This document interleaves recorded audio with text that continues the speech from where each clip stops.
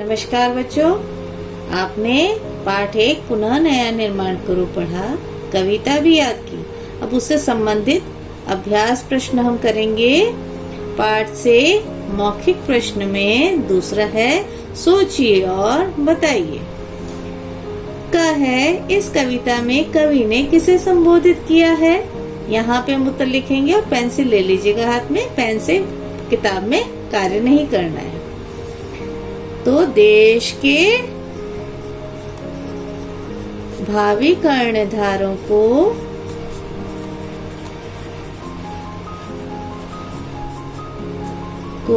संबोधित किया है।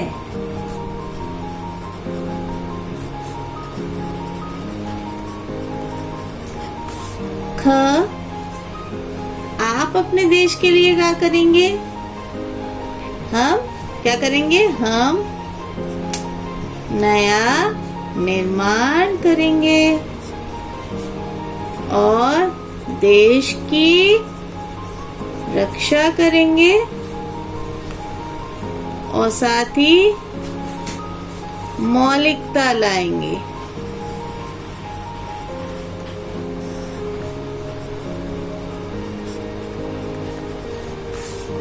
ग, कवि किसके नव निर्माण करने की बात कर रहे हैं? कवि देश के नव निर्माण की बात कर रहे हैं।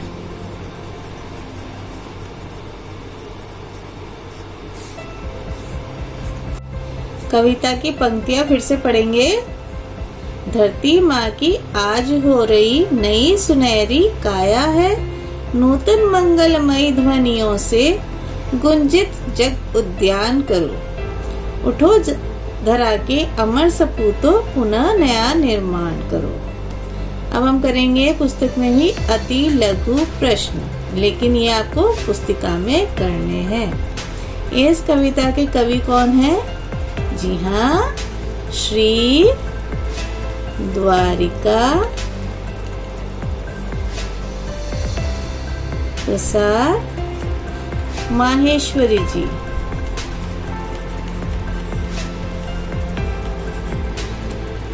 ख, जन जन के जीवन में कवि ने क्या भरने के लिए कहा है? उमंग, उत्साह, जोश और नई स्फूर्ति। अब ये लघु प्रश्न और निबंधात्मक प्रश्न से संबंधित आपको पत्रक मिलेगा, जिसे आप उत्तर पुस्तिका में पूर्ण करेंगे। पृष्ठ संख्या 11, भाषा की बात करेंगे। हम क्या करेंगे? भाषा की बात। प्रश्न 1, इंसान को हम मनुष्य, मनुज, आदमी या बंदा भी कहते हैं। भाषा की बात। प्रश्न 1, पृष्ठ संख्या 11, इंसान को हम मनुष्य, मनुज, आदमी या बंदा भी कहते हैं। ऐसे समान अर्थ वाले शब्द पर्यायवाची शब्द कहलाते हैं। दिए गए शब्दों के उचित पर्याय पर सही का निशान लगाइए। पहला है काया। काया का होता है पर्यायवाची देह, होता है, सही का निशान लगाओ। शरीर सही होता है, रात्रि नहीं होता। फूल, सुमन पर्यायवाची होता है, अधिक नहीं होता।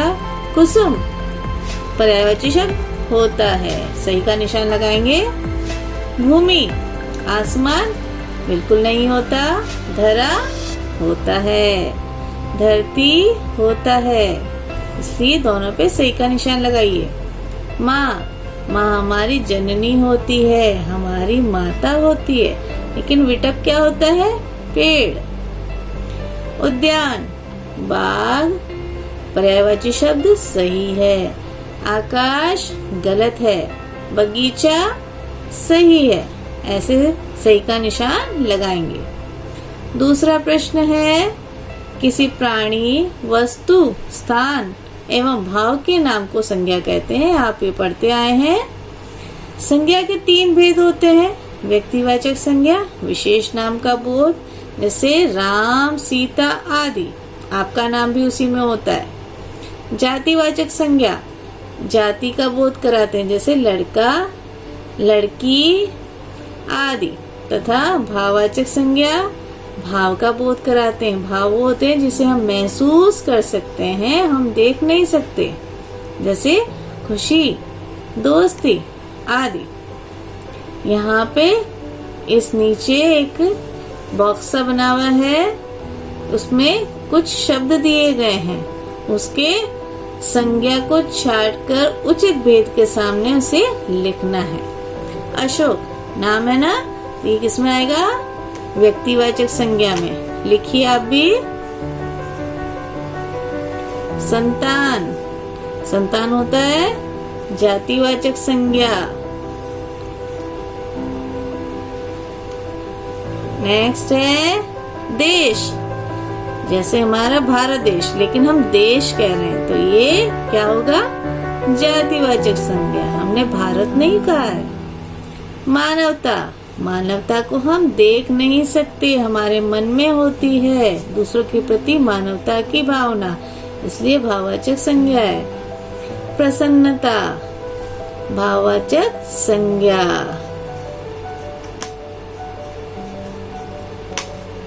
अगला है किरण, किरण होता है नाम, इसलिए यह व्यक्तिवाचक संज्ञा है।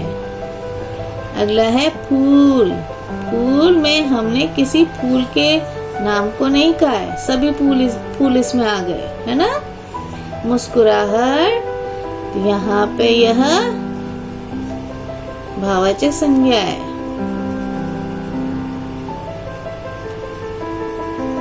भारत, अब आ गया भारत देश का नाम, यह व्यक्तिवाचक संज्ञा है। तीसरा प्रश्न है हमारा, किसी शब्द या विपरीत अर्थ बताने वाले शब्द को विलोम शब्द कहते हैं। जैसे राजा और रंग हमने पढ़े थे ना, हमने मॉक टेस्ट में भी किया है, ये विलोम शब्द हैं। जीवन का क्या होगा? मरण, तो आप इसे मिलान कीजिए। सपूत, कपूत, सपूत होता है अच्छा पुत्र, कपूत होता है बुरा पुत्र। नूतन यानी पुरातन, आशा, निराशा। फूल, कांटा, विनाश, निर्माण, किसी चीज का विनाश होता है तो उसके बाद में निर्माण कार्य भी होता है। चौथा प्रश्न है हमारा, दिए गए शब्दों का वाक्य में प्रयोग कीजिए। मुस्कान, हर मुख पर मुस्कान अच्छी लगती है।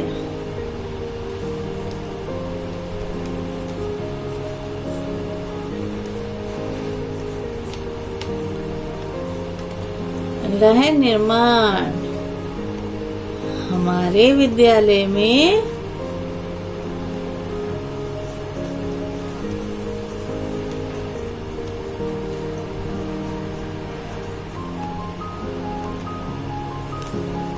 इमारत का निर्माण कार्य चल रहा है।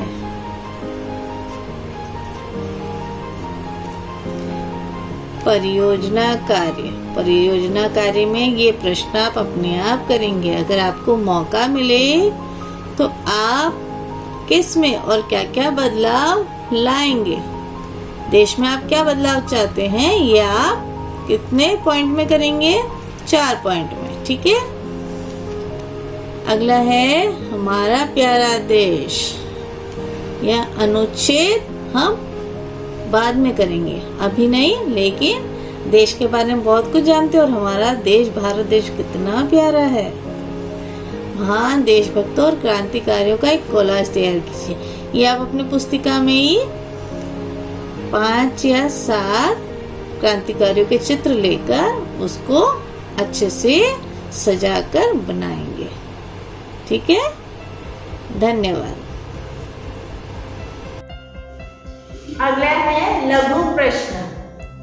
प्रश्न क, उठो धरा के अमर सपूतों पुनः नया निर्माण करो। ये हमने काव्य पंक्ति पढ़ी, तो इसमें पंक्ति में कवि का क्या आशय है ये हमें बताना है। उत्तर, प्रस्तुत पंक्ति से आशय है, यानी कवि का आशय है कि धरती माँ के नवयुवक उठो और संसार के नवनिर्माण और विकास, नवनिर्माण करना है हमें ताकि पूरी दुनिया का, अपने देश का विकास हो। विकास में अपना योगदान करो जिससे सर्वत्र प्रसन्नता व्याप्त हो। कविता में कवि ने कहाँ पर नएपन को दर्शाया। हमने पूरी कविता पढ़ी, उसमें कविता में नयापन किस में लाने के लिए कवि ने कहा है। उत्तर है, कवि ने कविता में नएपन को स्फूर्ति, मन में स्फूर्ति होनी चाहिए, प्राण में नयापन होना चाहिए ताकि हम जोश से काम कर सके। प्रातः, बार, किरण, ज्योति, उमंग और तरंग, आस, सांस, हमारी सांसों में भी नयापन होना चाहिए। मुस्कान और धरती की सुनहरी काया में दर्शाया है। सुप्रभात बच्चों, आपने पुनः नया निर्माण करो कविता बड़े ध्यान से पढ़ी होगी, है ना? इसे याद भी किया है, इसलिए अब हम करेंगे इसके प्रश्नोत्तर। क्या करेंगे? प्रश्नोत्तर। अति लघु प्रश्न। सबसे पहले क्या करेंगे? अति लघु प्रश्न। सबको सुंदर सुंदर लिखावट में पुस्तिका में काम करना है। अति लघु प्रश्न में पहला है